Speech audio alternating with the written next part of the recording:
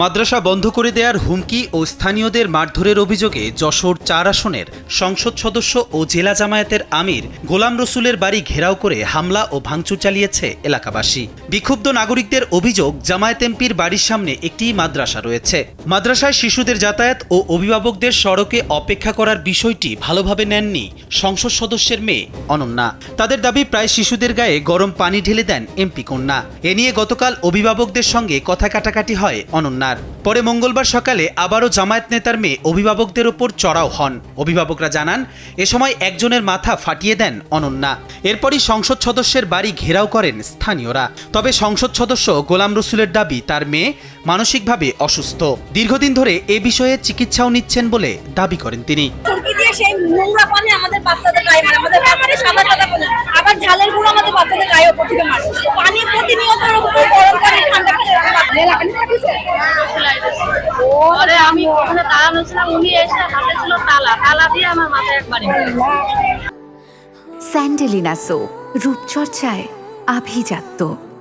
এদের কাছ থেকে আমি যেটুকু আশা পাচ্ছি যে এমপি সাহেবের সাপোর্ট এনেছে, যে বললে হক বললে বাতিল, এটার সাপোর্ট নিয়ে এমপি সাহেবের মেয়ে দোষ করেছে, এটা দোষী না। এ ঘটনায় জামায়াত নেতা গোলাম রসুল দাবি করেছেন, স্থানীয়রা তার মেয়েকে মারধর করেন। তবে তিনি স্বীকার করেছেন, তার বাড়ির সামনে মাদ্রাসা থাকায় বিপাকে পড়তে হয়েছে তাদের। প্রায় মাদ্রাসা শিক্ষার্থী ও অভিভাবকদের ভিড় লেগে থাকে। এ বিষয়ে তার মেয়ে অনন্যা কথা বলতে গেলে অভিভাবকরা তাকে পিটিয়েছে বলে অভিযোগ করেন সংসদ সদস্য। মাদ্রাসা ক্লাস বাড়ির মাঝে 9 ফুট রাস্তা আছে। এই রাস্তায় অধিকাংশ সময় গার্ডিয়ানরা থাকে, বাচ্চারা থাকে।